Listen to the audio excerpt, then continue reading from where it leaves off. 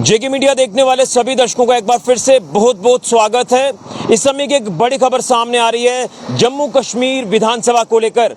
आपको बताते चले कि जिस तरह से कल से विधानसभा का सत्र शुरू हो चुका है और कई अलग अलग तरह की गतिविधियां हमें जम्मू कश्मीर विधानसभा में देखने को मिल रही हैं। इसी को लेकर एक बड़ी खबर सामने आ रही है इस समय की विधानसभा को लेकर। मैं आपको बता दूं कि विधानसभा के स्पीकर अब्दुल रहीम राथर ने 3 एमएलएस को नॉमिनेट किया है as panel chairman for legislative assembly. ये बड़ी खबर इस समय की सामने आ रही है। उसमें आपको बता दें कि 3 एमएलएस जो नॉमिनेट किए गए हैं, ये कौन से 3 नाम हैं ये भी मैं आपको साथ साथ में बताना चाहता हूं। जिसमें अगर बात करें तो बीजेपी के सुरजीत सिंह सलाथिया जिस तरह से एमएलए जीतकर असेंबली में पहुंचे, इसी के साथ साथ नेशनल कॉन्फ्रेंस के मुबारक गुल जो एमएलए हैं, इसी के साथ साथ मोहम्मद यूसुफ तारिगामी जो कि सीपीआईएम के हैं, ये भी एमएलए हैं। तो ये 3 एमएलए जो हैं ये नॉमिनेट हुए हैं as panel chairman for legislative assembly J and K. आप ये सोच रहे होंगे कि ये जो 3 एमएलए नॉमिनेट किए गए हैं as a panel chairman legislative assembly के लिए, तो इनका काम क्या होगा ये भी मैं आपको विस्तार से बताऊंगा। लेकिन कहीं ना कहीं आप जिस तरह से कल से देख रहे हैं कि विधानसभा का जो पहला सेशन है ये शुरू हुआ और कल काफ़ी ज़्यादा गतिविधियां हमें देखने को मिली। बहसबाजी जो है वो आमने सामने देखने को मिली। वो चाहे जो तमाम एमएलए सरकार में है या जो एमएलए ऑपोजिशन में है, उनके सामने आमने जो है वो काफ़ी कल बहसबाजी भी हुई है। 370 को लेकर जो प्रस्ताव लाने की कोशिश वो की गई, उसी के साथ हम ये कह रहे हैं कि कई गतिविधियां हमें कल से देखने को मिल रही हैं। लेकिन ये जो अपडेट मैं आपको बड़ी खबर इस समय की बता रहा हूं कि स्पीकर अब्दुल रहीम राथर जो कि विधानसभा के स्पीकर हैं, उन्होंने 3 एमएलए को नॉमिनेट किया है एज पैनल चेयरमैन, जिसमें बीजेपी के सुरजीत सिंह सलाथिया, नेशनल कॉन्फ्रेंस के मुबारक गुल और मोहम्मद यूसुफ तारिगामी जो कि सीपीआईएम के हैं। ये तीनों एमएलए, अब इनका काम क्या होगा असेंबली के अंदर ये भी मैं आपको बताऊंगा।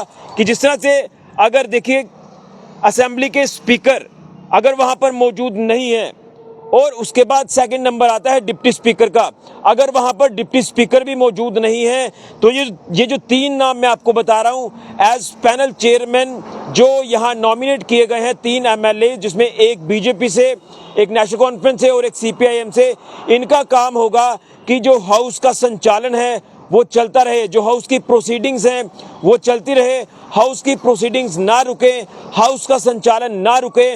उसमें ये जो एमएलए नॉमिनेट किए गए हैं ये वहां पर बैठकर प्रोसीडिंग्स को आगे बढ़ाएंगे, यानी हाउस का जो संचालन है उसे ये आगे बढ़ाएंगे। उसी को लेकर ये 3 नाम जो है ये नॉमिनेट किए गए हैं एमएलए के, जिसमें सुरजीत सिंह सलाथिया बीजेपी से एमएलए हैं, मुबारक गुल नेशनल कॉन्फ्रेंस से एमएलए हैं और मोहम्मद यूसुफ तारिगामी जो कि सीपीआईएम से एमएलए हैं। ये तीनों एमएलए जो हैं ये एज पैनल चेयरमैन नॉमिनेट किए गए हैं स्पीकर की तरफ से। एक बार फिर आपको बता दें कि अगर स्पीकर असेंबली में मौजूद नहीं है, यानी विधानसभा के अंदर मौजूद नहीं है, वो किसी काम से बाहर हैं कुछ देर के लिए, या उसके बाद डिप्टी स्पीकर, अभी डिप्टी स्पीकर तो अभी फिलहाल अभी किसी को बनाया नहीं गया है, लेकिन मान लीजिए कि अगर डिप्टी स्पीकर भी वहां पर नहीं है तो उसके बाद इन तीनों में से कोई भी आकर जो है वो हाउस की प्रोसीडिंग्स को आगे बढ़ाएगा, हाउस का संचालन करेगा। हाउस का संचालन रुकना नहीं चाहिए। उसी को लेकर ये 3 एमएलए नॉमिनेट किए गए हैं एज पैनल चेयरमैन। तो ये बड़ी खबर इस समय की सामने आ रही है विधानसभा को लेकर। और जिस तरह से आपने देखा कि कश्मीर में इस समय विधानसभा के अंदर लगातार जो गतिविधियां तेज होती दिखाई दे रही हैं, अपने अपने मुद्दों को लेकर वहां पर बात भी रखी जा रही है।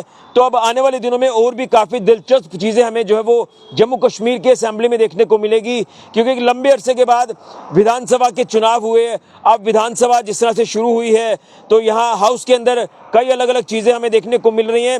लेकिन उसी बीच ये अपडेट है कि 3 एमएलए जो नॉमिनेट हुए हैं एज पैनल चेयरमैन, जिसमें सुरजीत सिंह सलाथिया बीजेपी से ताल्लुक रखते हैं, इसके साथ साथ मोहम्मद यूसुफ तारिगामी जो कि सीपीआईएम के एमएलए हैं और मुबारक गुल जो कि नेशनल कॉन्फ्रेंस के एमएलए हैं, ये तीनों पैनल चेयरमैन नॉमिनेट किए गए हैं विधानसभा के लिए, जो कि ऑन गोइंग विधानसभा का सत्र चल रहा है। विधानसभा सत्र में प्रोसीडिंग्स जो है वो ना रुके।